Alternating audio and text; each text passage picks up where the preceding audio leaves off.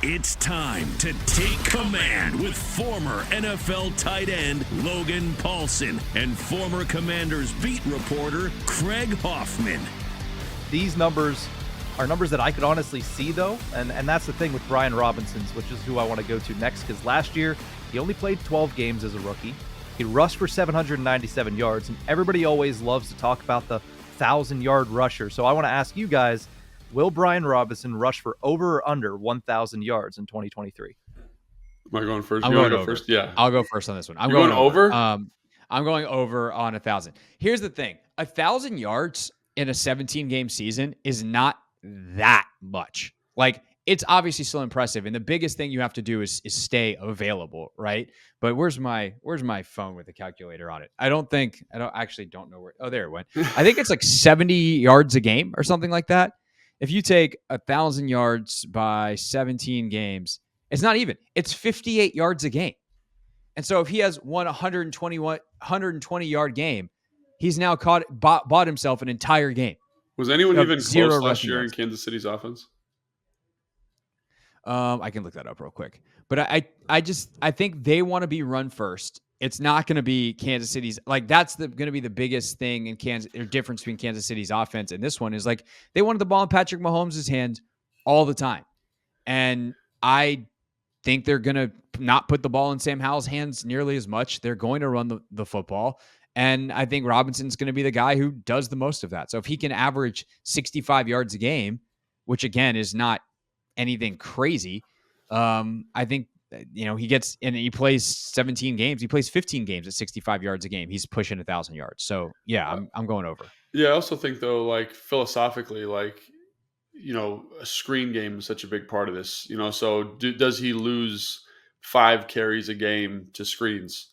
And, like, does that siphon off some of his rushing production? And again, like, I don't think anybody last year in the Kansas City offense was close to 1,000. And again, you're right. Pacheco had 830. 830. And I feel like that's, if I had to put money on it, that's probably where I'd say. I think he's probably in Here's that the thing, though. He only had 170 carries. And I think B-Rob and Gibson and I think Christian Rodriguez, I think Christian Rodriguez is an interesting variable here. I don't think he's going to have a ton of touches, but I think he's going to have enough that it's going to be like, oh, he had 5 carries this game. And those are carries that are going to be taken from B-Rob. So I think like with all these guys, I think offensive production is going to be high. I'm thinking like 850, 900 is totally reasonable. I just think 1,000, because I think there's going to be games where he has 20 yards rushing. I just don't think it's going to be like this staple the way that it was last year, where he's getting 30 touches or he's getting 25 touches. I don't think that's going to be the same emphasis here, and I think EB's kind of alluded to that in some of his press conferences, where he's like, if we got to rush the ball 50 times a game, we're going to do it. If we got to throw it 50 times a game, we're going to do that. And I do think that that's going to lead to different people getting touches. It's going to lead to less of an emphasis. I know they want to be run first. They want to insulate the quarterback, but insulating the quarterback in this offense is different than it is in like a Kyle or a traditional offense, right? They insulate the quarterback by using quick game, by using RPO. And so some of those called runs are going to be passes. And I just think overall the volume of touches for the rusher is not going to be there the same way that it is in like last year, where it's like, we're running duo, we're going to run it 15 times. B-Rob gets every duo. We're going to run 5 counters. He's going to get those. It's not going to be like that. It's going to be like, hey, here's 5 RPOs. Here's a screen. Here's a jet sweep. Here's, here's like a whatever, here's like a zone read. Like those things are going to siphon touches from him. And I think they're going to go running back by committee, because I think they want all those guys to be healthy. So. No, I don't disagree. I just would say that if he gets 20 yards one game, as 100 yards another, add those together, do the math, divide by 2, it's 60 yards.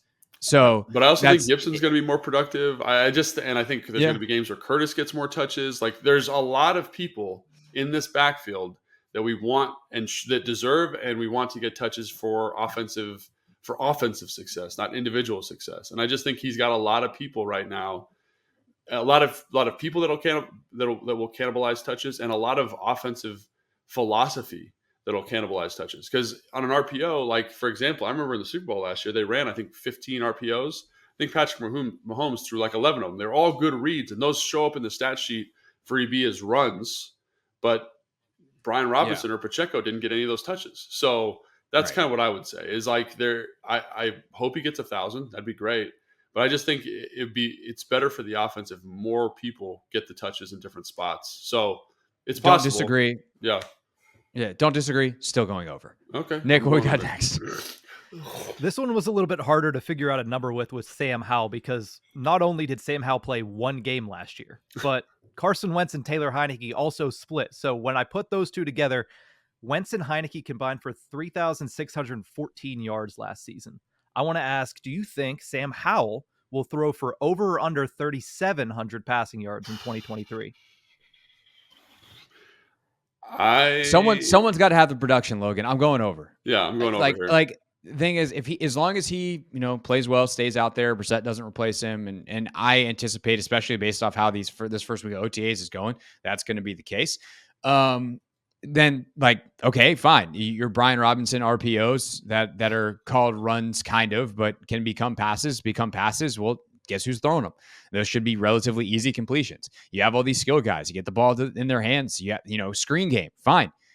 Those count as passing statistics. And so again, 3,700 in the 2023 NFL in a 17-game season in this kind of offense is not spectacular production. It's very, very good. So this is not an easy one.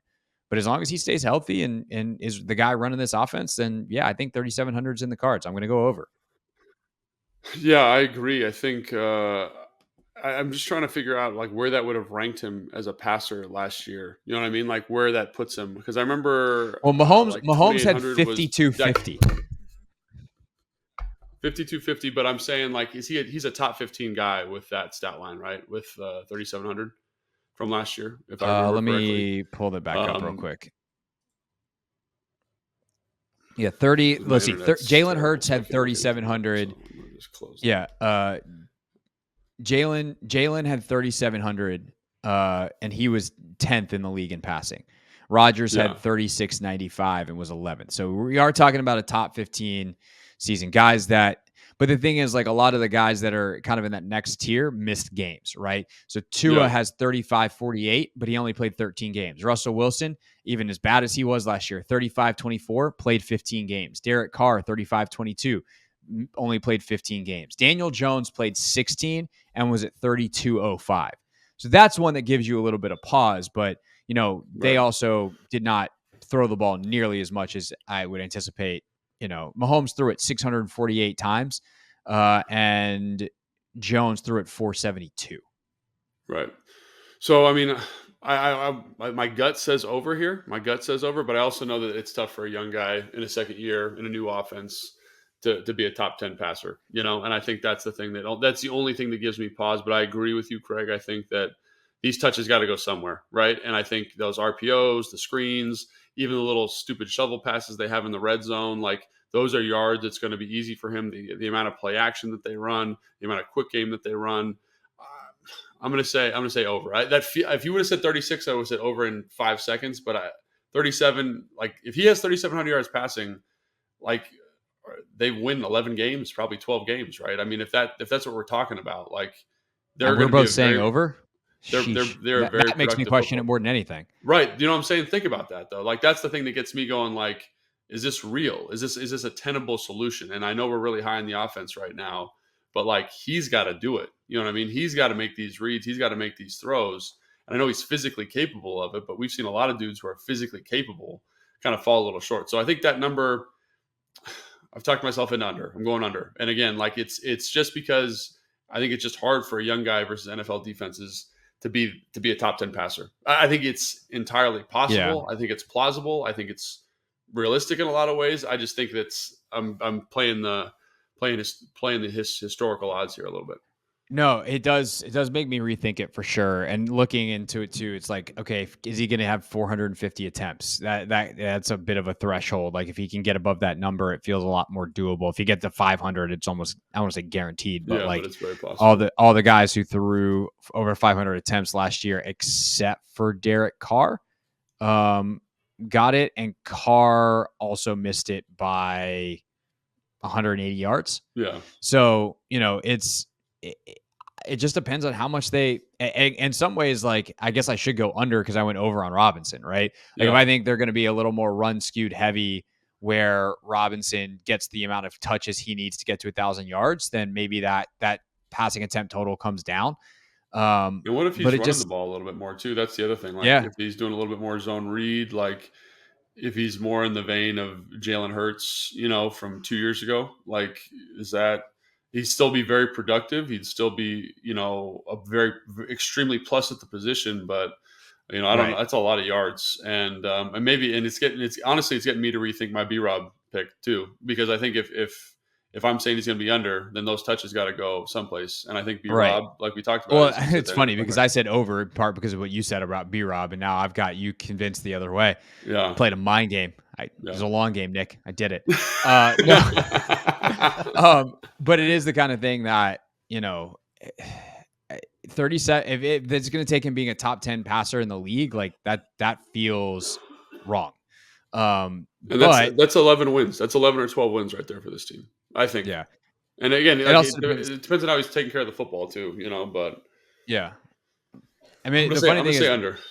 I'm gonna okay, say under. I'm gonna go under barely, but actually, you know what? I'm gonna It's because it's also May. It's May. We gotta be I know. optimistic. Here's the thing, Nick. You said that number is based off Wentz and Heineke last Yes. year. Yes. I'm gonna go over.